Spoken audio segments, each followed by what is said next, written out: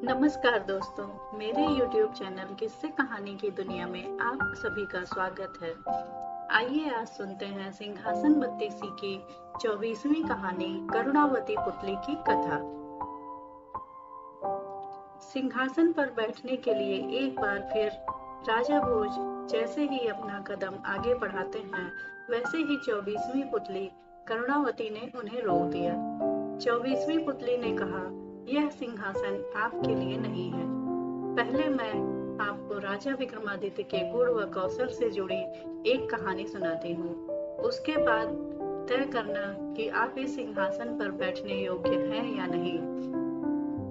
24वीं पुतली ने कहा, राजा विक्रमादित्य अक्सर अपनी प्रजा का हाल चाल जानने के लिए रात में रूप बदलकर राज्य भर में घुमा करते थे।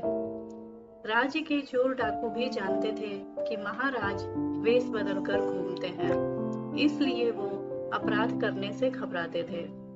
राजा विक्रमादित्य भी चाहते थे कि उनके राज्य से अपराध पूरी तरह खत्म हो जाए और उनकी प्रजा रात को चैन से सो सके।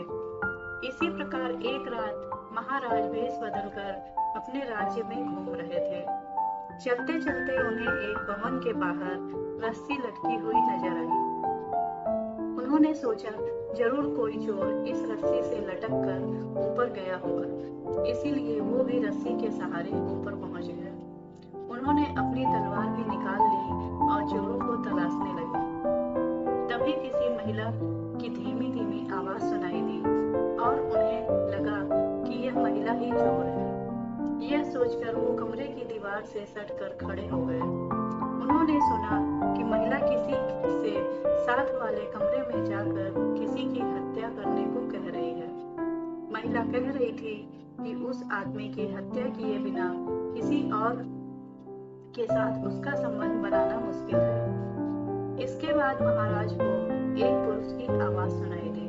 पुरुष बोल रहा था कि वह लुटेरा जरूर है, लेकिन किसी निर्दोष व्यक्ति की जान नहीं ले सकता। उसने महिला से कहा, उसके पास बहुत धन है, वो दोनों दूर कहीं जाकर सुख से अपना जीवन काट सकते हैं। इस पर महिला बोली, तुम 2 दिन बाद आना, क्योंकि उसे सारा धन इकट्ठा करने में 1 दिन लगेगा। राजा समझ गए कि पुरुष उस महिला का प्रेमी है और महिला इस घर के मालिक की पत्नी है। इसके बाद राजा उस रस्सी के सहारे नीचे आ गए और महिला के प्रेमी का इंतजार करने लगे।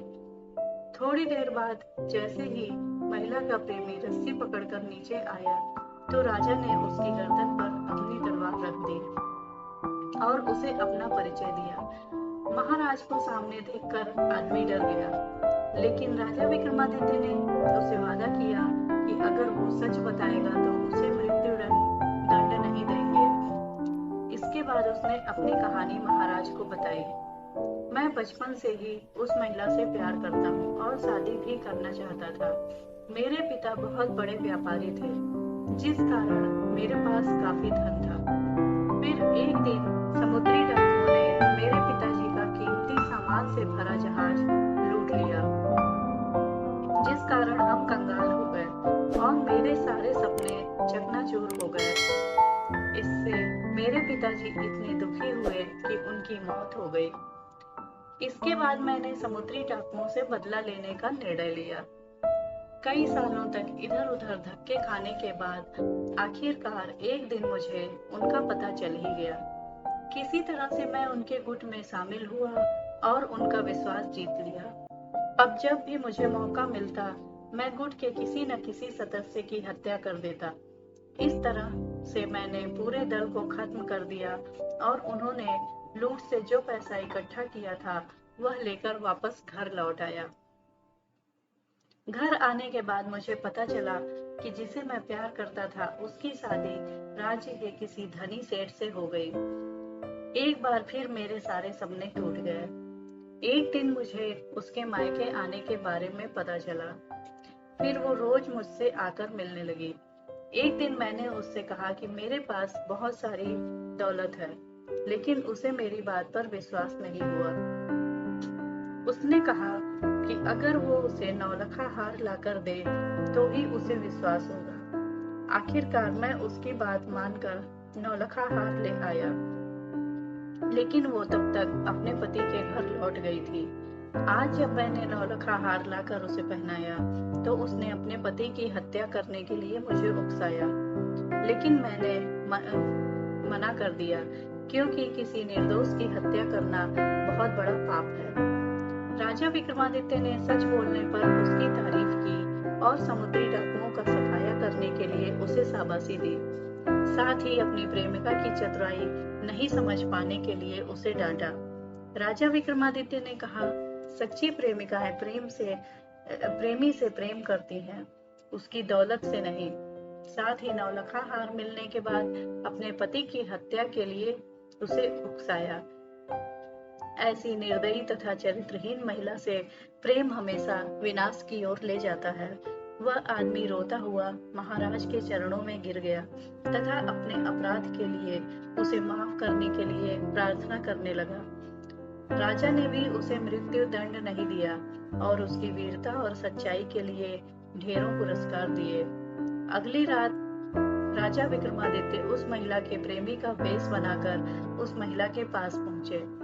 उनके पहुंचते ही महिला ने सोने के आभूषणों से भरी एक थैली उनके सामने रख दी और कहा कि उसने सेठ को विष खिलाकर मार दिया। जब राजा कुछ नहीं बोले तो महिला को शक हुआ और उनका नकली दाढ़ी नोच ली। अपने प्रेमी की जगह किसी और पुरुष को देखकर महिला जोर जोर से चोर चोर चिल्लाने लगी और अपने पति का हत्यारा उन्हें बताकर रोने लगी। वहीं घर के बाहर खड़े राजा के सिपाही राजा का आदेश मिलते ही दौड़कर आए और महिला को गिरफ्तार कर लिया। अपने सामने राजा विक्रमादित्य को देखकर महिला के होश उड़ गए और उसने झट से विष पीकर अपनी जान दे दी।